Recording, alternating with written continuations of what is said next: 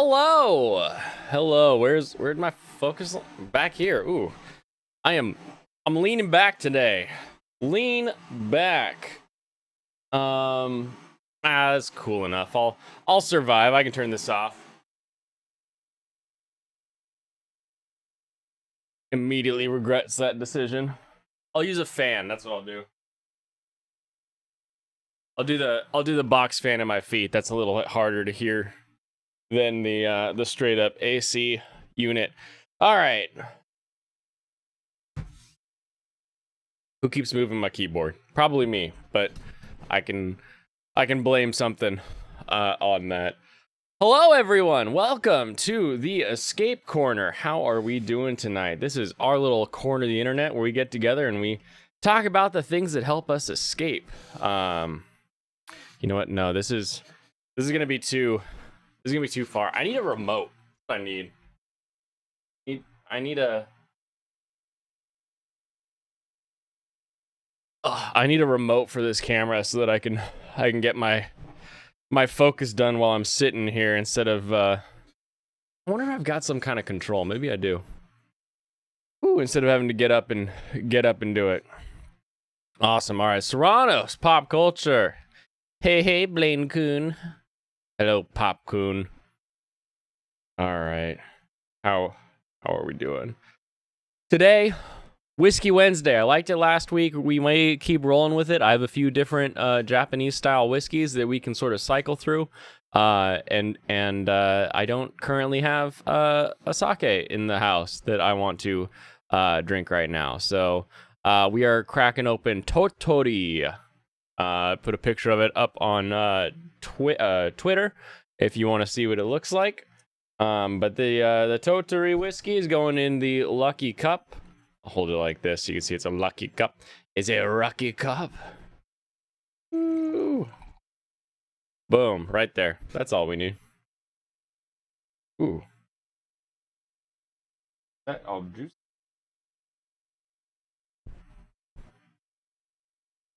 What in the world? What in the goddang's going on? What in the Sam Hill?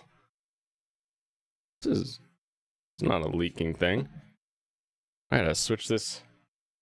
Something that was in this cup holder was quite moist. To the floor with you. Huzzah. Huzzah! I have thrown it asunder. Alright, let's do the I'm live now post so we can get those out of the way.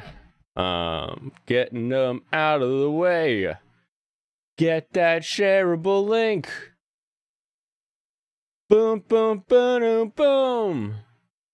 Boom, boom, boom, boom. Crisis averted. Exactly. I could have had a moist bottom of my cup when I was trying to drink from it, but no longer.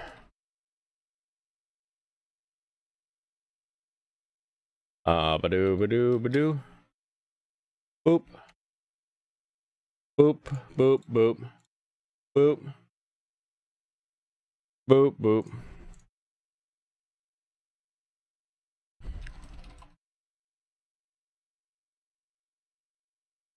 Boop, boop, boo. Boop. Alrighty. Let's hit our reviews, shall we? Change this, sort this by last updated. Okay. The Devil is a Part-Timer Season 2 does what all long-term Season 2s have to do. It gives us the background, right? It says, long ago, the devil was fighting against humanity. And we get that whole backstory that so many season 2, season 3, whatever the season is that pops in like super late, they just are like, oh yeah, you saw the other seasons 8 years ago. We'll just jump right into new story. And you're like, wait, who's that? Who's there? Who's what? And like this is one of the rare times where I kind of remembered everything, but I had forgotten about Kimono Girl, right? Like I had forgotten about Lucifer being like an otaku, basically. So I liked that we got that little character introduction through the the state of the apartment complex. I like that we got the actual like backstory for, oh, here's how we got in here. I still think it's funny that they're just like, I'm fighting the hero. Whoop, here's a portal that I'm going to disappear into and I'll come back later. It's just, it seems like such a weird out, but it's not like what the story's about, so it's okay with me. Overall, just kind of a silly, like, let's get into what the new season is. The big new hook could be awesome and great, and it could be very annoying. It can be very, very difficult to do kids in any show, but especially kids in anime. Can be very, very hard to pull off in a way that you don't want to just like, can we not? I'm so tired of, X, Y, or Z when it comes to them. But yeah, I'm excited. I like the the heck is it called? I like that the cockroach is censored. I think that's funny. I like that whole we don't call them cockroaches when we're working at McDonald's. We call them yams, or I forget what their word was specifically that they use is like a code for cockroach. Why is that so hard for me to remember the word cockroach? Yeah, cockroach. I forgot to update a show here. I also watched Yakuza's Guide to Babysitting. It's adorable. It's this season's Daemon. Oh no, it's steam! Steam from the steamed yams we're having. That's totally not a can of Raid that I'm spraying down on a cockroach. You wonder if the landlady pick is going to continue as a gag. I hope so. I hope not much changes. I liked the original because it was first season, I guess. It's not really like an original and a remake. I liked the first season because of just all the little banter and the silly parts. What I'd like to see is not Azazel. What's the house husband? I'd like to see him have an episode where he can be less uptight about everything. I think that would be really good. I want to see a bit more characterization outside of the tropes that we've seen them in for so long. And having the kid could be that like little that catalyst that lets us see him have to like not be so uptight because kids are messy, dirty. And so it's either figure out how to live with that and make it cleaner, or it's go insane trying to keep a perfect household still. So I'm excited to see where it goes with everything. But Yakuza's Guide to Babysitting, I like it. It's another, even though it's not technically found family, it kind of is, because like in the Yakuza, right, you have the dad, the big brother, the Aniki, they have family terms for everybody in the organization. So you kind of have a found family right away with the Yakuza, but then you throw in this little girl and her trying to deal with the fact that like her dad is a Yakuza, and so there's things he can't do specifically, and there's dangers that she gets stuck in that I'm sure we'll get to like later in the season. But I like it. I like taking the this guy's our best, let's make him a little more wholesome. It has a very GTO aesthetic to the whole thing, where it's like, this is our delinquent badass that we're putting in charge of kids, and now we're gonna see that that hard ass side of him, but caring for like a kid, right? And so I get those kind of theme and vibe from it. So I hope we get to see a lot more of that kind of moving forward with Yakuza's babysitting, or Guide to Babysitting. Only watched the first episode of that one, so there's already a couple more out there, I think, that I can catch up on and see if I'm right or not. Good setup so far. Good setup so far, though. Where am I looking? Episode 3 airs in 11 hours. Okay, so there's only 2 episodes. So there's one more episode for me to watch. Really fun overall, though. Really fun overall. Why does it undo whenever I like click into something? All right, there we go. And then the latest show that I watched. My Stepmom's Daughter is my ex.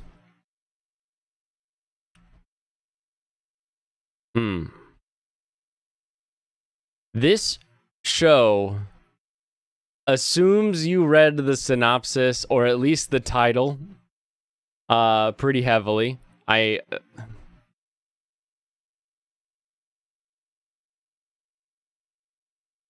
don't know if I like it or not. Like, I don't know if it's like a good thing that they just kind of jump into it, because I don't think they've like explicitly said we were dating or anything, and that maybe like they want to get into it a bit more later on.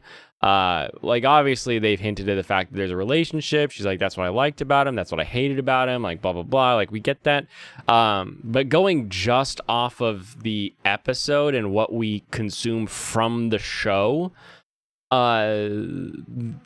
they could be just a friendship, right? And so obviously we have the title that's like X, so some form of dating has occurred. They are very hostile to each other, which I think is probably going to be the more fun part, is just how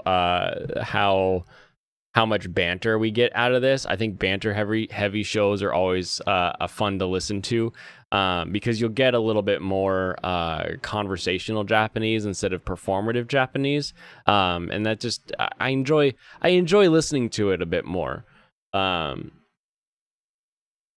But we're gonna need a solid set of side characters, because if it's just our step siblings here, if that's the whole show, you lost me.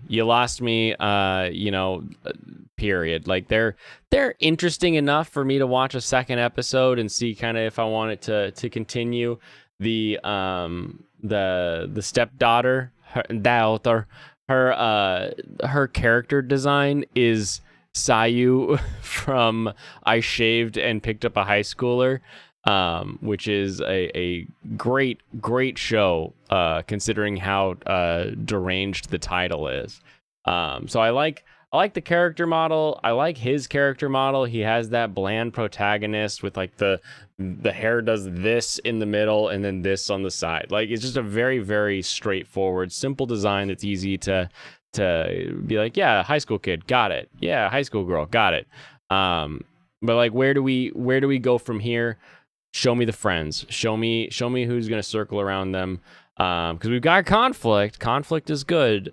We have working together because they both love their parent, and maybe the parents. I don't know the full extent of that yet, but they at least love their direct parent.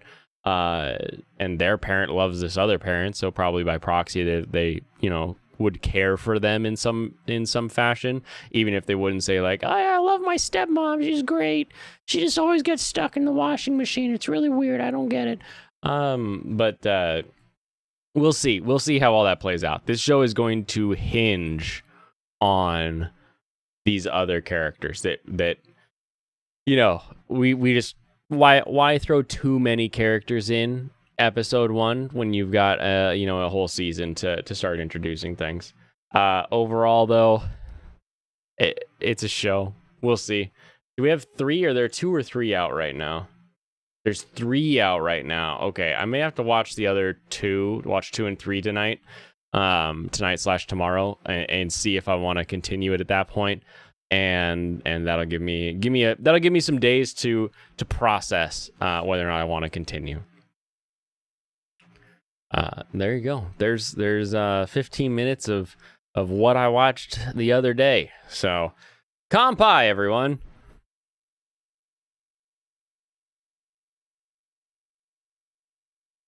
It's a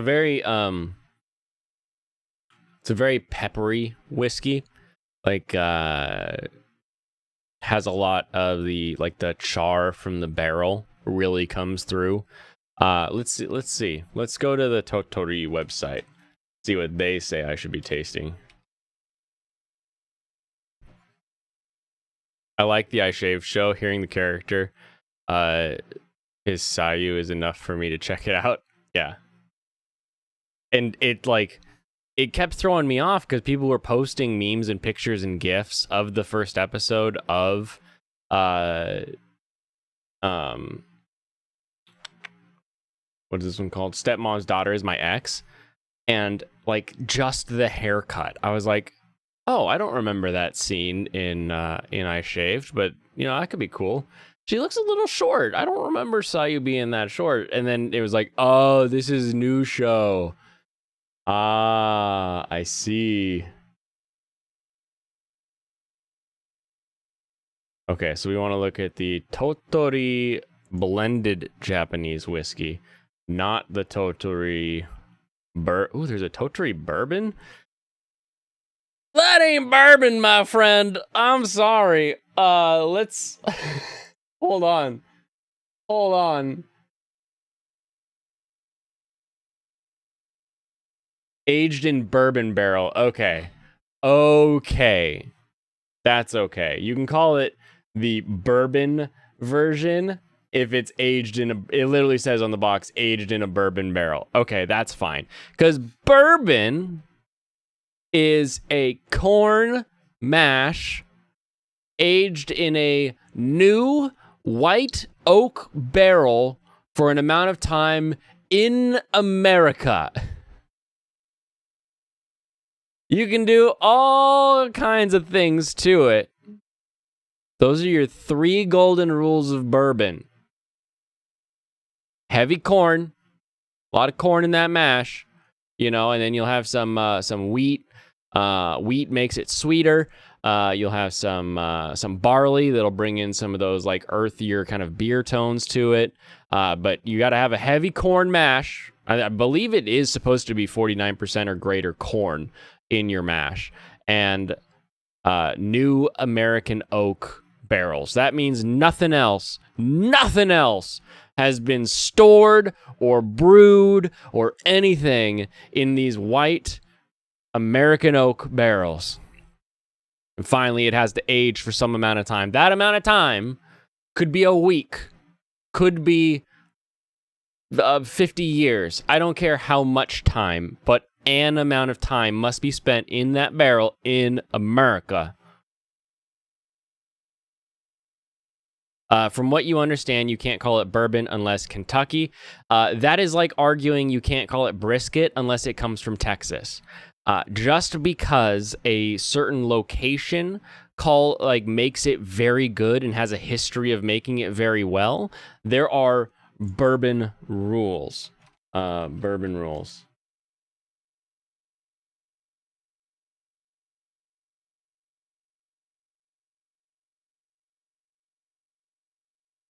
Oh, these are... I don't know that anyone should believe this website, but these are a lot more rules that I'm used to. We'll just use CNBC, I guess. Continue.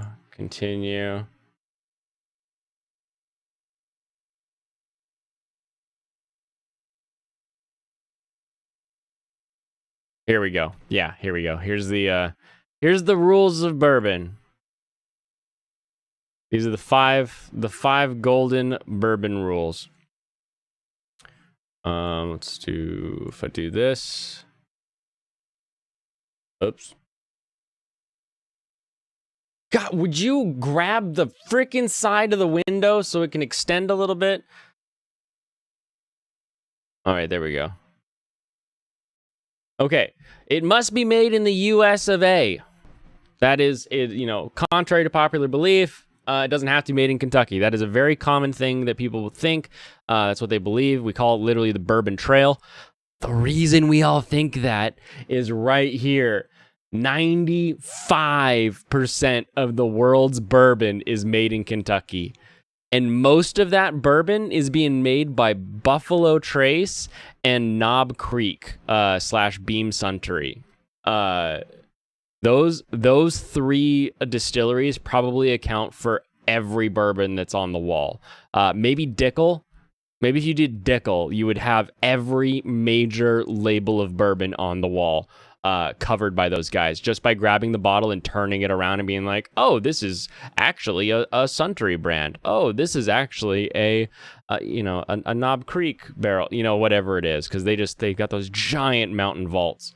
Number 2, aging must take place in a new charred oak barrel, specifically white oak. It has to be white oak. Maker's Mark gets its ISC in Kentucky. Whiskey can be aged in used barrels, and often is. The bourbon must be aged for at least 2 years to be considered a straight bourbon. Not true, actually. Straight bourbon is a... what the heck is it? It's not a time, it's a percent. But you usually get that, I guess, after 2 years. Mash must be at least 51% corn. So I was a little off. I thought it was 49, but 51% corn in your mash. Whiskey cannot enter the barrel higher than 125 proof. It can't enter the bottle less than 80. That I don't...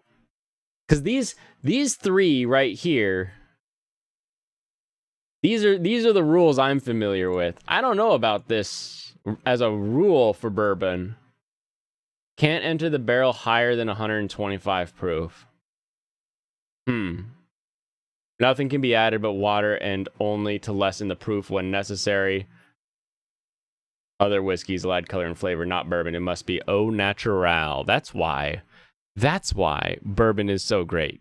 Because you have no caramel color in your bourbon. If your bourbon's brown, it's because of the wood. But yeah, they're using bourbon barrels for that Totori. Let's see. What is the Totori taste? A tribute to the province that has been Matsui Distillery's home since the 1910. The Totori range is composed of several Japanese whiskeys. The use of the clean and fresh water from Totori natural streams is key to the process. What am I supposed to... Wait, don't... Aged 3 years, 43%. Here we go. Light gold, correct. Elegant, balanced, with ripe fruit, hints of spices coming from the oak. It is quite balanced. I'd say I smell the vanilla, though. Like, it really has a heavy vanilla smell. The spices definitely take over on the palate. Like, it is all charred spice flavor on the palate. Mouthful of oak on the finish. Does it feel like I just took a bite out of a tree? A little bit feeling like I got a bite out of a tree. It's good. It's good. Not one I would like hunt down to like get it. Like, oh, I gotta keep a bottle of the Totori in my cabinet. Otherwise, it's gonna be bad. Versus Suntory Toki, pretty good. But no, Suntory Kakubin, that's the one. I will chase that one to the ends of the earth in order to get more Kakubin in my cabinet.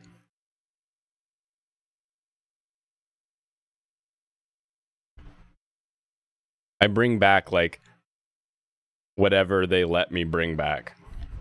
Because I love it so much. Because I love it so much.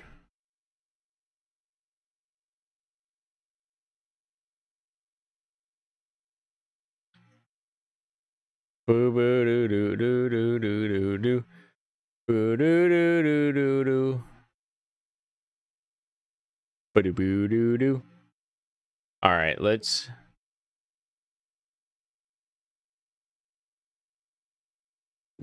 jump in to a topic. Let's talk about something. Maybe it's escapism, but maybe it's not, because we can talk about whatever we want. That's what we do in the corner, don't you see? How is there an ad on this page? How did an ad... Look at this. I have ad blocker on. But there is distinctly an ad right here. It says ad on it. How is it not being blocked? Is the AI learned? Did they figure out how to get around the stop sign? It's over, boys. The internet's over. The AI is smart enough to get around the stop sign. We're never going to win now.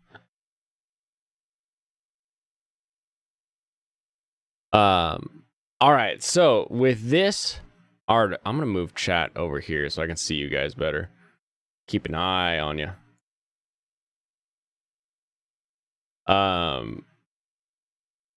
I, of course, love Yokai. So as I'm browsing around, wondering what I want to talk about, and I see something that talks about King Enma, and I say, oh, you know, I don't think I've talked about Yokai in at least a week. I'm a big Yokai fan. How have I not done that? And I see an article. Let's springboard. Let's see where this article takes us. And then let's go deep into some King Enma lore, because he's a funny guy. He's a funny guy who's not very funny in reality, but we call him a funny guy. Mostly because of how he gets portrayed in anime. Like, so King Enma is the king of hell, the king of the gates of hell. He's got a lot of like different terms for what his position is. In most depictions, he's going to be the guy who says hell, heaven, and just keeps dropping that gavel on all the souls as they come up. So very, very interesting guy. It's too smart. Here we go. Skynet all over again. Not again. No, I thought we already defeated Skynet once.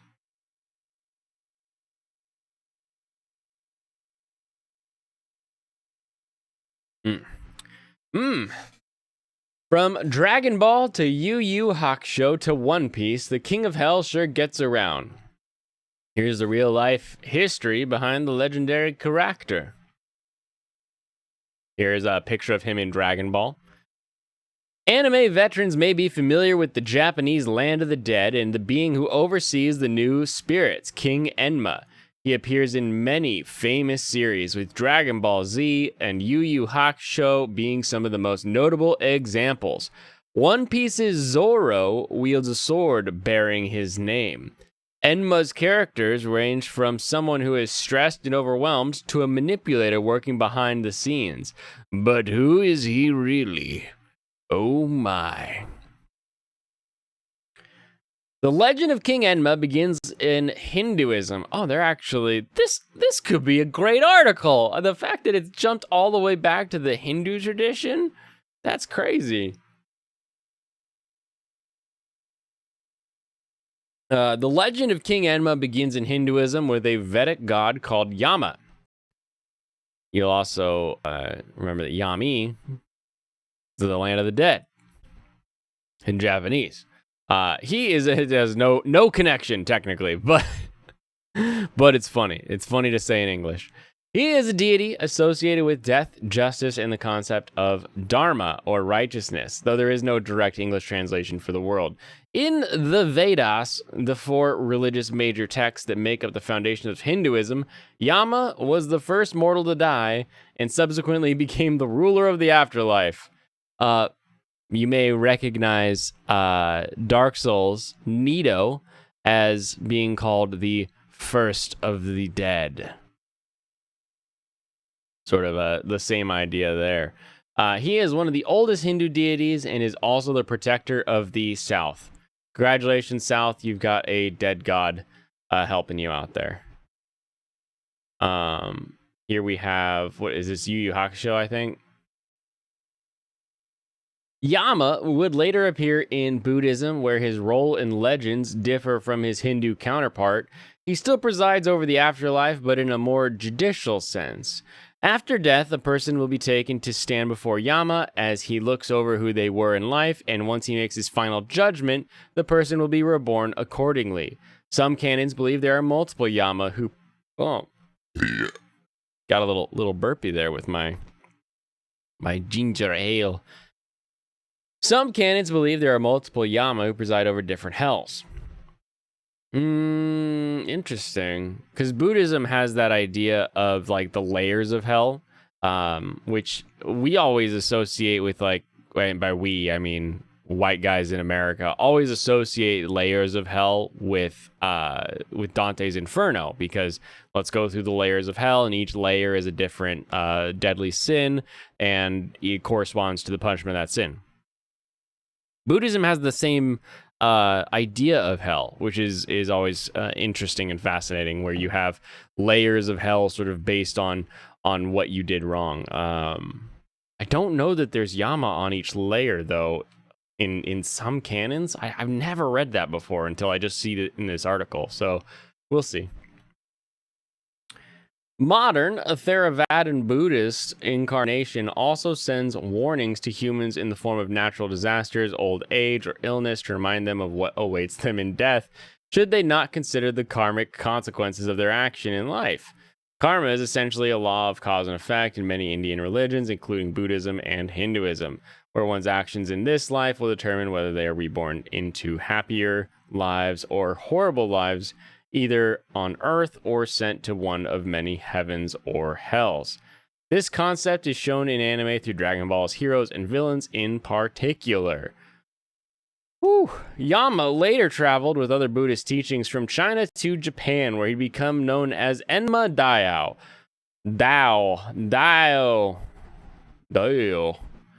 Great King Enma. In Japanese Buddhism, hell is called Jigoku, and most places on Earth that are called Jigoku have hot springs in them, because it's the idea of it's so hot that it's boiling the water and it's coming out, and you've got Jigoku Dani everywhere. It's amazing. Hot springs are great. Which is made up of separate, smaller hells, all of which are under Enma's rule. Jigoku can be divided up into 16 layers, all the way up to 64,000 or more, because each hell is designed to punish certain actions in life. Yep, they took Dante's Inferno and were like, what if we had more? What if everything you did in life could have a different hell? You got all that hot stuff coming out everywhere.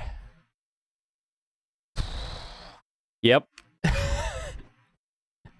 I couldn't formulate a heaven for some, hell for others joke fast enough when I read that line. So make up in your mind a funny joke that I said, and then tell your friends that I'm a funny guy.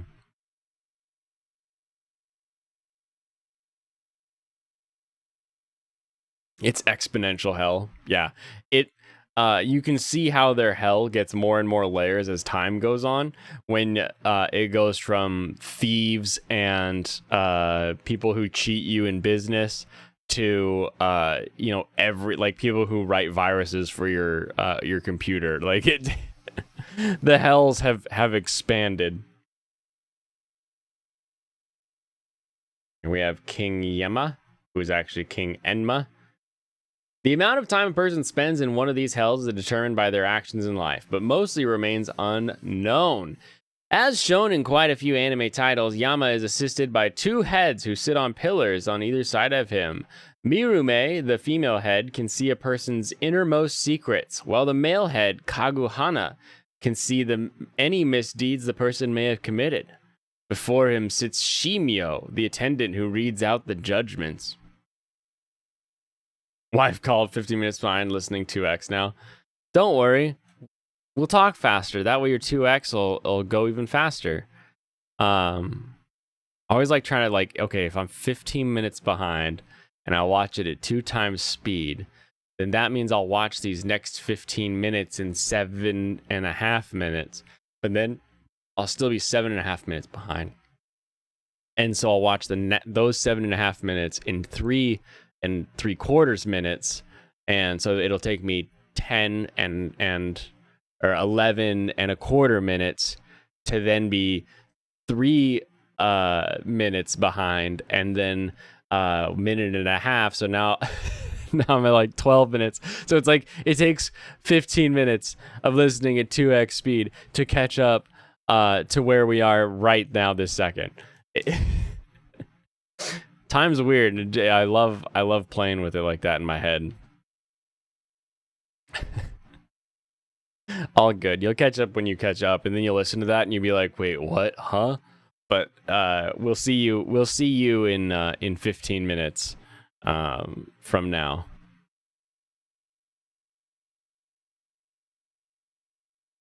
You're really thinking about that? I think about that every time I do what E-Class did, where you're like, oh, I want to go back because I missed something, or I just joined a stream and they're talking about something. I'll back up a little bit. And then I'm like, how long is this going to take me to get live? Because you don't